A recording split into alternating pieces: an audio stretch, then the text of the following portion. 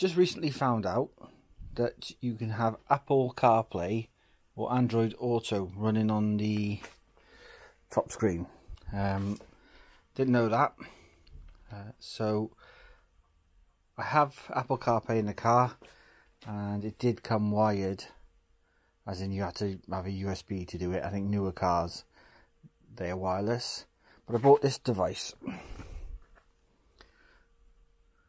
So Car CarPlay 2 Air, which is a USB plug-in wireless CarPlay or Apple Android Auto device. So I'm going to see if it works on the NT1100, if I can get wireless CarPlay. Now I know that this bike supports it, and it's done via this USB here. So if I plug, here we go, like 6,000 attempts at trying to plug it in. So there's one USB in here. Oh wow, first time, awesome. So I'll just leave that up there for the time being. Switch the bike on. The bike will go through its sync, will do its thing.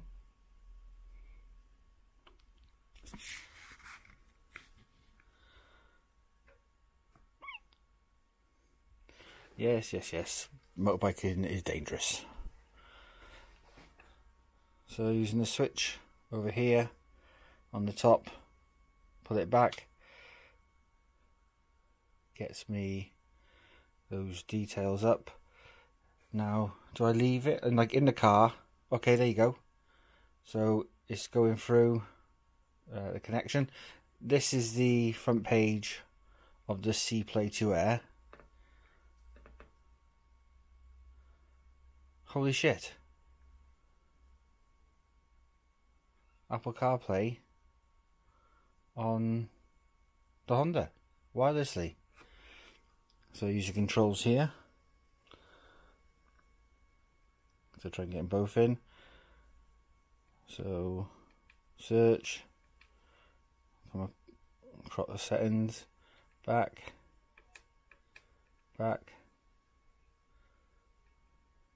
phone,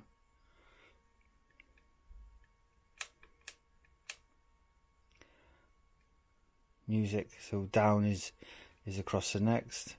Enter.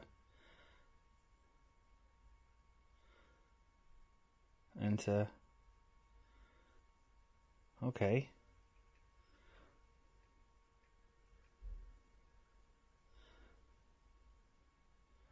Alright, cool. So there are no wires connected to this bike, and she's running Apple CarPlay. What's the Honda? Enter. I pressed it. Phone, music, maps, messages.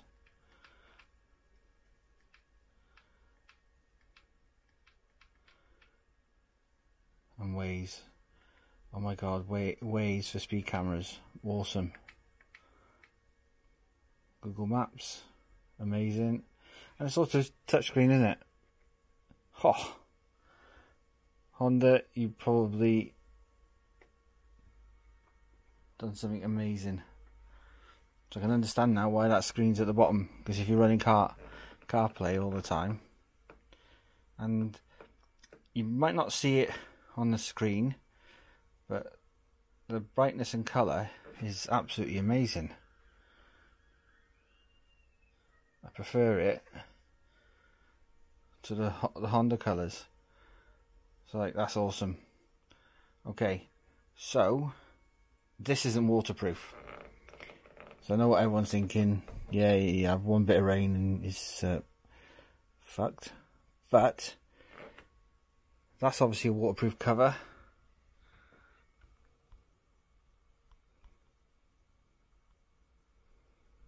On here, that's a waterproof cover. So I'll mount this mount it with Velcro in the car, but if I mount it somewhere like that where it doesn't get in the way, so let's have a look.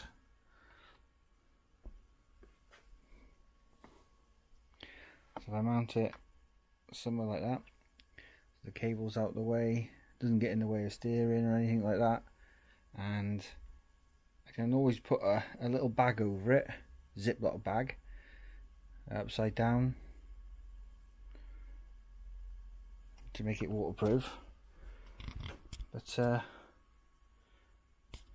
yeah, that's a neat little trick, especially if it's don't have to plug your phone in all the time. We'll go for a ride and see how it handles. Whether the vibration causes any issues. I will keep you updated.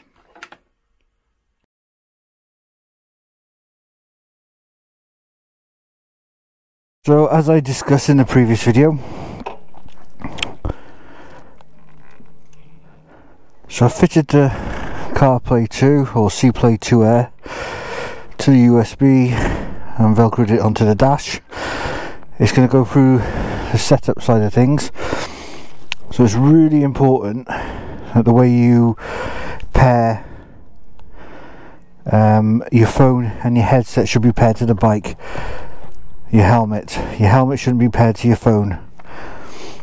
So hopefully it will kick in shortly and you'll see the CPlay Air, here we go, connected to my phone, and my phone is in my pocket, and so now I have wireless CarPlay. So definitely no wires going from there to there.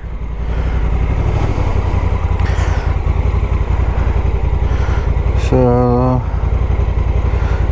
touchscreen works.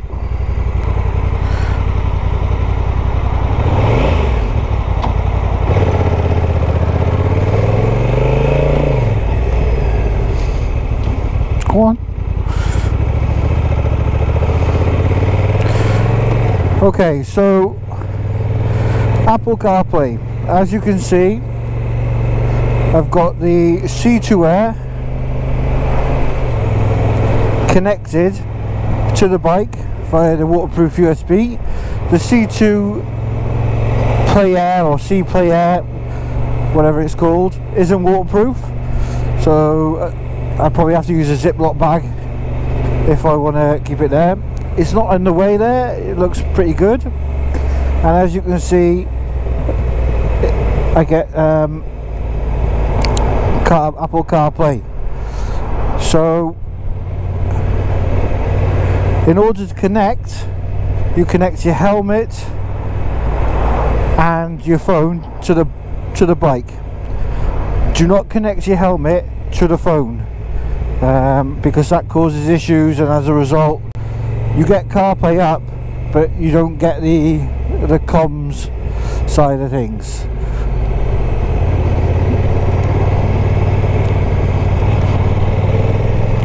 So just to prove it does work, if I say, "Hey Siri,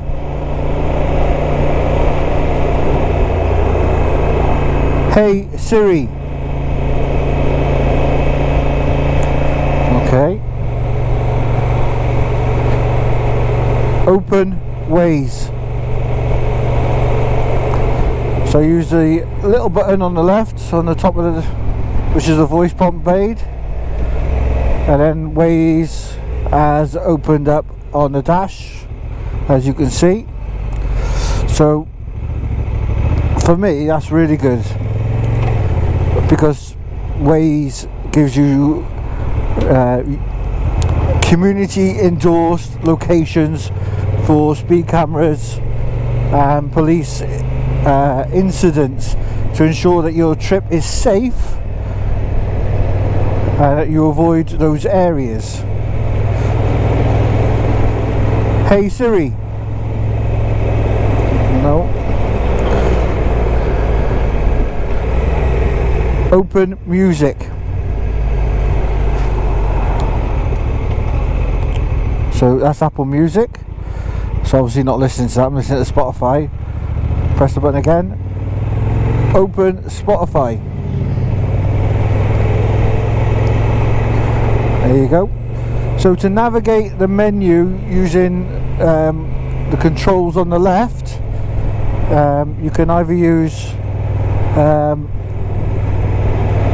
the touch screen, but if you use the arrows up and down, as you can see, and then enter, that'll take you to what you need. So if I needed to open the Waze from there, I would cycle up, and you can see Waze is selected, press enter, and Waze has come up.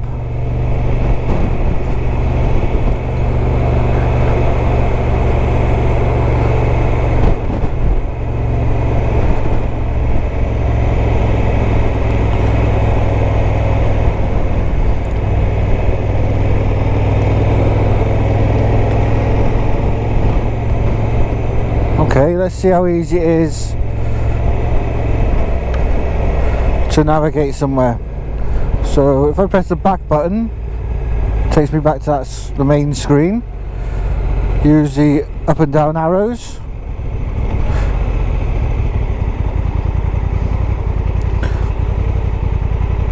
Cycle through, and it's really easy to use. Press enter.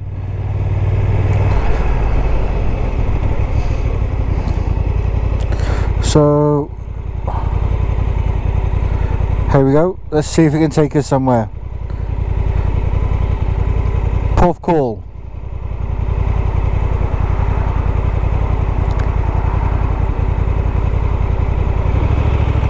No, that's not where I wanted to go.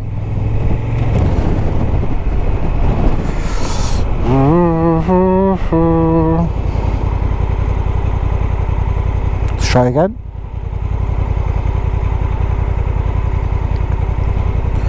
Porth Call.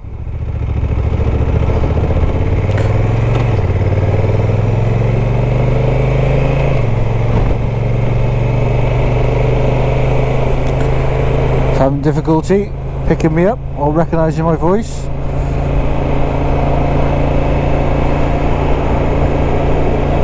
Navigate to Porth Call.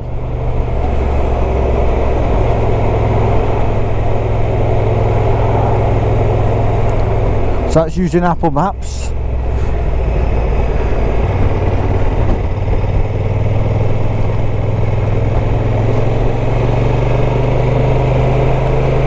Okay, and I'm getting the voice prompts coming through.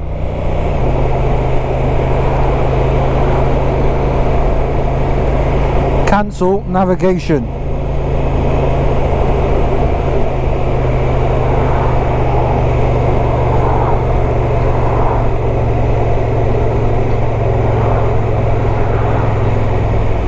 Okay, so let me see if the phone option is working. Call the mobile.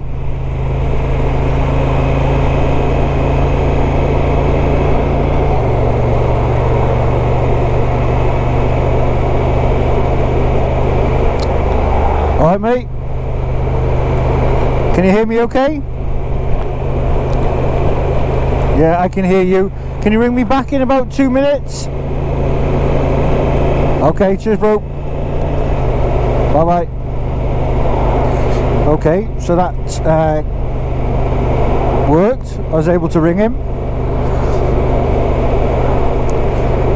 Open Google Maps. I mean, that's the one you're going to use. That looks really good on here.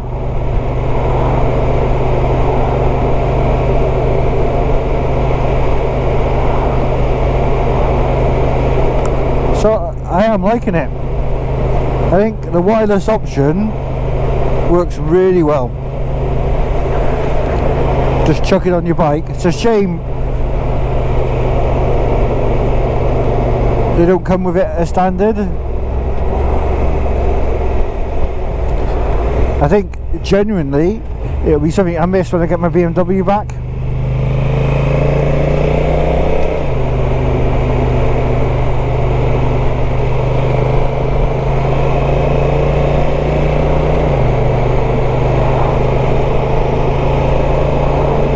It was a glorious day, absolutely stunning day.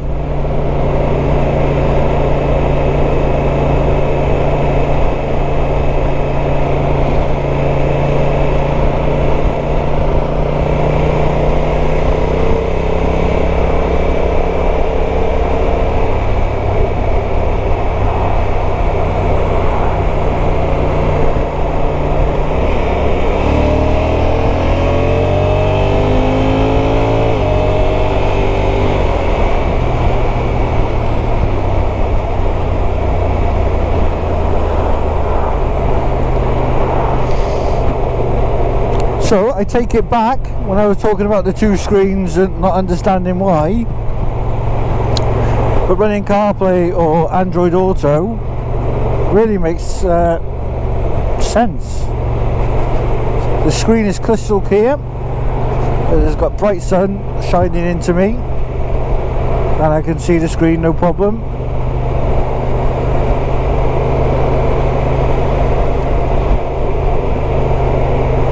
Let's see if I can get ways to move, work it with voice command.